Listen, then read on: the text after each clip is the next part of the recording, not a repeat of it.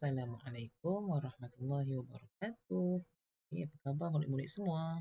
Baiklah, untuk mata pelajaran Pendidikan Islam hari ini, Ustazah Nur Hayati akan mengambil alih tugas Ustazah Fairuz. Okey. Sementara Ustazah Fairuz cuti Ustazah akan ajar kamu. Okey, kita lihat tajuk seterusnya. Bidang Sirah, muka surat 146.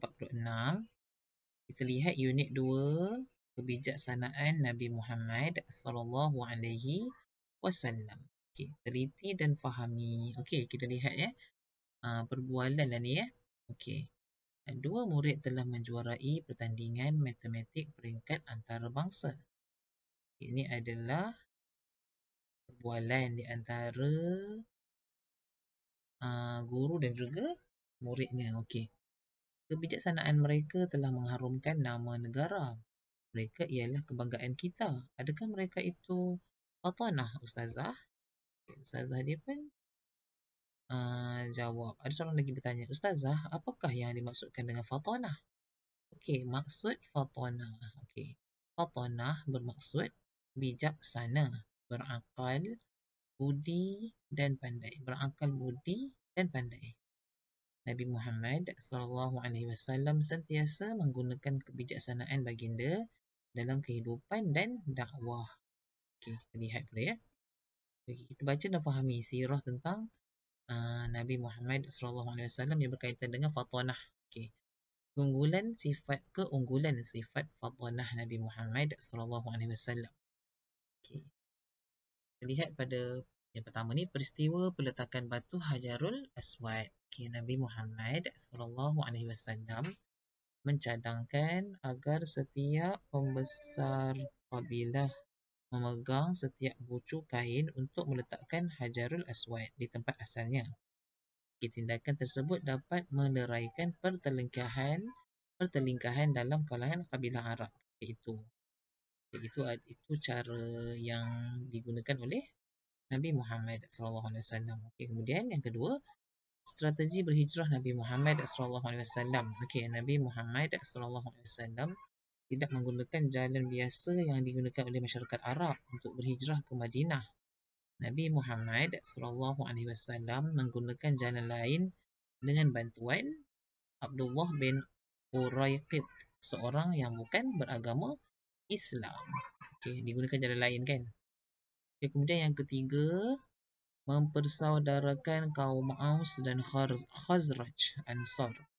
Setelah berhijrah, Nabi Muhammad SAW mempersaudarakan kaum Muhajirin dan Ansar. Tindakan Nabi Muhammad SAW itu menjadikan semua kaum muslimin bersatu padu dan digeruni oleh musuh. Musuh pun takut kan, sebab sentiasa bersatu padu kan. Okey, yang keempat, membentuk piagam Madinah. Okey. Apabila Nabi Muhammad SAW sampai di Madinah, Nabi mewujudkan piagam Madinah yang mengandungi prinsip penting hubungan penduduk Madinah. Seterusnya yang kelima, usahawan yang unggul. Rasulullah SAW merupakan usahawan yang berjaya. Baginda diamanahkan menguruskan perniagaan milik Sayyidatina Khadijah. Dengan kebijaksanaan dan kejujurannya dalam perniagaan, baginda memperoleh keuntungan yang lebih berbanding usahawan yang lain. Okey. Seterusnya, kita baca dah Hayati. Meneladani sifat fatanah Nabi Muhammad SAW.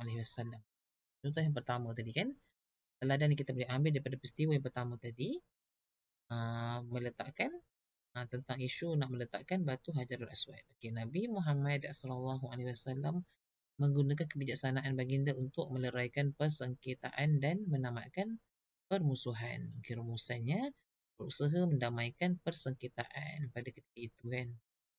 Okey, kemudian yang kedua teladannya, Nabi Muhammad SAW berdikari dan jujur dalam setiap pekerjaan yang dilakukan. Macam saya sebut tadi, dia seorang yang jujur dalam perniagaan. Rumusannya, merancangkan sesuatu dengan teliti sebelum melakukan pekerjaan dan tugasan. Okey, seterusnya, teladan seterusnya, Nabi Muhammad SAW mengukuhkan kesatuan kaum muslimin dan menjadikan mereka bersaudara. Misalnya, utamakan perpaduan dan kesepakatan.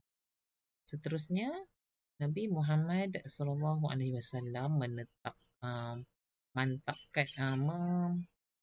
menetapkan peraturan agar hidup sentiasa harmoni dan teratur.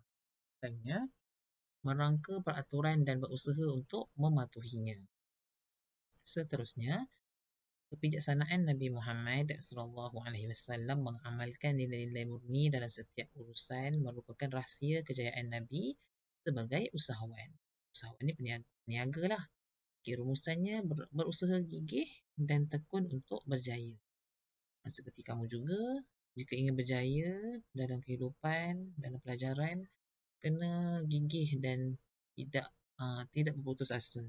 Kita sentiasa rajin dan betul-betul usaha, insya-Allah kita akan berjaya. Okey, itu saja daripada Ustazah untuk hari ini. Sekian, Assalamualaikum warahmatullahi wabarakatuh.